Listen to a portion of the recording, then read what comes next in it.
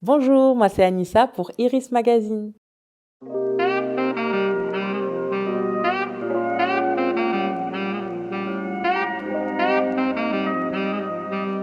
Moi c'est Anissa, j'ai 34 ans, je suis maman de 2 enfants et avant de commencer, mon agence HK Management, j'ai été mannequin pendant 10 ans en arrière et c'est ce qui m'a donné, l'envie de poursuivre, l'aventure après, mes mauvaises expériences en tant que mannequin. Pourquoi as-tu décidé de te concentrer sur le scouting et le management de mannequins? Et d'ailleurs, tu peux nous expliquer exactement ce que tu fais et quel est ton métier? Par rapport à l'époque où moi je faisais du mannequinat, nous les mannequins afro, on avait plus de mal à s'implanter dans le milieu. Donc c'était de plus en plus difficile pour moi. Je m'étais rendue malade, j'étais anémiée pour devenir mannequin parce que j'avais pas forcément les mensurations standards que la société recherchait. Mais malgré ça, j'ai eu quand même des opportunités aux États-Unis et quelques opportunités en France, mais ça devenait de plus en plus difficile. Et en plus, je gérais aussi mon travail à côté qui était agent d'escale et j'étais passée agent supérieur, donc du coup, c'était un peu difficile de mener les deux. Et je me suis dit, pourquoi pas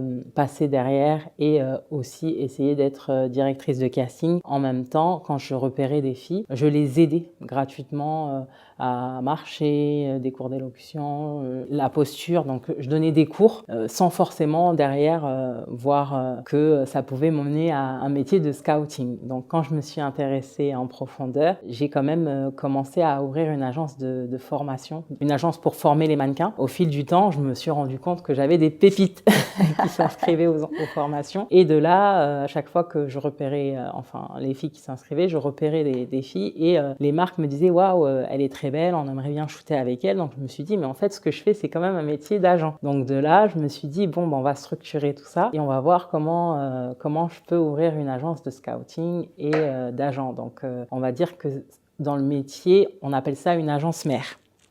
Donc agence mère, en plus je dis bien mère, deuxième maman. Donc de fil en aiguille, j'ai repéré une première fille. C'est les deux seules d'ailleurs que j'ai scout directement et après ça a été uniquement du bouche à oreille parce qu'on a été très liés et c'était mes mannequins qui recommandaient mon agence. C'est devenu HK quoi. Il y a eu un effet boule de neige incroyable, Exactement. quoi. C'est beau. Ta réussite est super inspirante, vraiment. Le fait que tu aies donné de ta personne dès le départ et ce qui fait que tu en es là aujourd'hui, super intéressant. Est-ce que tu as en tête des étapes importantes de ta carrière, des expériences personnelles, une rencontre, un moment dans ta vie et qui t'a fait dire, au-delà du fait que toi-même tu aies vécu l'expérience de mannequin, est-ce qu'il y a eu un moment prédominant, un moment clé qui t'a fait dire ok, j'y vais, c'est le moment? Les moments clés, c'était, j'adorais quand je recrutais des mannequins et que ça ne fonctionnait pas au début. C'est vrai que c'était difficile, mais je me disais: «Ah, on passe par là, la même case où moi je suis passée, mais je sais que pertinemment qu'on va y arriver et qu'il faut pas lâcher». Donc c'était difficile au début de faire comprendre aux filles que voilà, on peut ne pas réussir des castings, mais que demain ça allait. Et de fil en aiguille, j'ai réussi à introduire mes mannequins dans l'industrie et certaines ont percé. Elles sont devenues connues dans l'industrie et ces filles-là, quand je les ai connues, elles étaient jeunes, dont une qui avait 17 ans, et on a parcouru ce chemin ensemble. Et le jour où elle a été très connue dans le monde, là on a commencé à faire attention à mon agence, on a commencé à plus m'ouvrir des portes. Pour moi, ça a été ma revanche personnelle dans le sens où parfois on réussit pas du premier coup, mais si on persévère, on peut réussir. Et c'est vraiment ce que j'ai essayé de faire comprendre à toutes mes mannequins. HK, c'est pas qu'une agence de scouting, c'est vraiment une famille. Moi, c'est ce que j'essaie de transcrire à mes mannequins. Vraiment, j'ai une relation avec elles qui est au-delà du travail. C'est vraiment une agence où on se confie, on passe des étapes, on a grandi ensemble. Donc, on est vraiment une famille. Mais du coup, si je comprends bien, les obstacles que tu as pu traverser sont liés aussi à ton image, au fait que tu sois une femme noire. Est-ce que ton combat aussi, il est là? Il est là. Et justement, je pense que je l'ai tellement reflété que à chaque fois, les personnes qui venaient s'inscrire, c'était des personnes de la même ethnie que moi ou des personnes afro, métissées. Et c'est vrai que des fois, on me disait: «Ah oui, ton agence, tu recrutes que des Afros», alors que non, hein, des fois, c'était pas le but, hein. J'avais aussi, j'ai maintenant des Européennes, mais du coup, je me suis tellement battue pour que ces filles-là, qui ont eu du mal à réussir dans l'industrie et qui se référaient aussi à moi parce qu'elles me disaient: «Ah voilà, tu es une agent qui est métisse, j'ai plus envie de travailler avec toi parce que, tu pourras plus nous comprendre», et cetera. Et du coup, j'ai eu plus de facilité à les aider parce que je les comprenais mieux que certaines personnes par rapport à leurs cheveux, par rapport des fois, les métisses, on a des imperfections derrière le dos, tous ces petits détails-là qui fait que j'ai plus compris certaines d'elles qui ont voulu que je sois leur agent et qui a fait ma force en vrai. Est-ce qu'il y a eu une réussite dont tu es super fière? Je ne sais pas, un contrat, une campagne, peu importe le niveau d'importance, voilà. Quelque chose vraiment dont tu es fière et qui marque aussi l'histoire de ton agence. Il y en a eu beaucoup après qui ont suivi, mais c'est vrai que le premier grand défilé, c'était le défilé Jacquemus. Et en fait, c'est pas parce que c'est que Jacquemus, c'est aussi l'histoire avec la mannequin. C'est l'histoire que je l'ai rencontrée, elle avait 17 ans au début quand on a postulé dans l'agence. C'est celle du début, d'accord. Voilà, exactement. Et de fait d'avoir satisfait aussi sa mère et d'avoir décroché ce contrat. Et en plus de ça, c'est ce contrat-là qui a déclenché vraiment toute la carrière de la mannequin et qui après qui a décroché. Et aussi même mon agence qui a, ah oui, c'est tel mannequin qui a décroché. Je me rappelle à l'époque, elle n'était pas connue, elle était avec Anissa, etc. Donc on n'a rien lâché, elle m'a fait confiance et vraiment on a cartonné quoi, parce qu'on me disait ah non, les curves ça marche pas. Et si et là, on avait toujours des retours négatifs. Et aujourd'hui, cartonne quoi. Et aujourd'hui, c'est une revanche. On le voit à ton sourire que tu es fière. Très fière. Quels défis est-ce que tu rencontres au quotidien et comment est-ce que tu trouves des solutions pour y répondre quand justement... La rapidité. Ouais. Ça, c'est une chose que j'ai appris et que je réussis beaucoup mes castings grâce à ça parce qu'on me contacte, il faut que dans l'heure, j'ai répondu au casting. Pas oui ou non, il faut envoyer. Ah oui, c'est ça le pire, c'est que on nous dit on recherche 5 mannequins qui soient comme ça.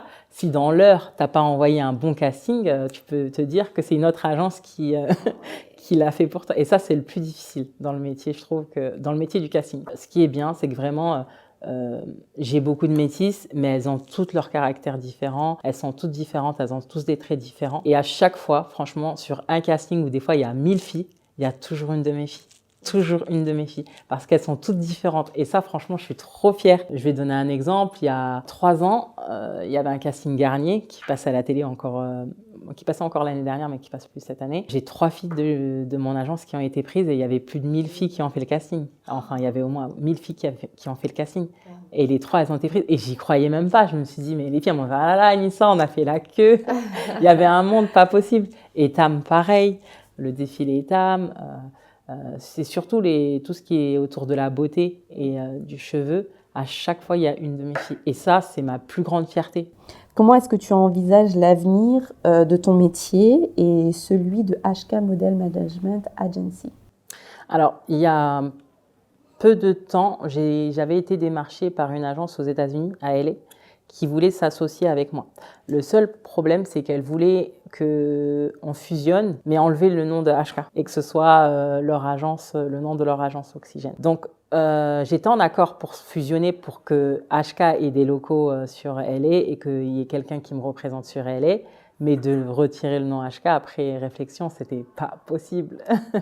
Et c'est vrai que c'est un moment où quand même je me suis assise parce que derrière ils m'ont proposé beaucoup de choses quand même, hein, le fait que voilà je serais toujours en accord avec mes mannequins, j'aurais toujours tout ce que j'ai fait avant, mais le nom HK n'y serait plus. Et j'ai réfléchi, j'ai dit c'est pas possible parce que tout ce que j'ai construit avec mon nom, c'est une chose que je pourrais pas. Donc mon rêve aujourd'hui, ce serait d'avoir des locaux HK partout dans le monde. Même si je suis pas sur place, que quelqu'un qui a les mêmes valeurs que moi, et ça c'est le plus difficile, que je fais confiance bien sûr, qui sont implantés par exemple à LA, à Dubaï, en Afrique, au Sénégal, partout dans le monde, avoir un pied-à-terre HK qui me représente là-bas.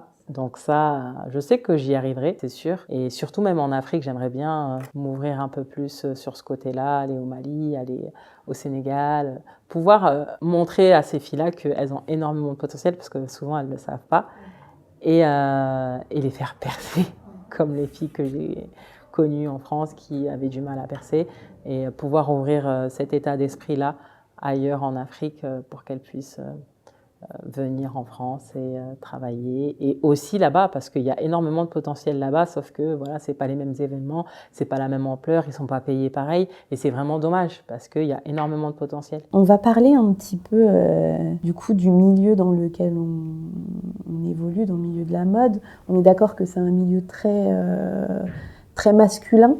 Est-ce que le fait d'être une femme dans ce secteur représente un défi? Est-ce que tu as ressenti qu'il y avait certains obstacles que tu devais surmonter par rapport au fait d'être une femme? Non, au contraire. À l'époque, je pensais, et au final, non, parce que c'est encore plus fluide.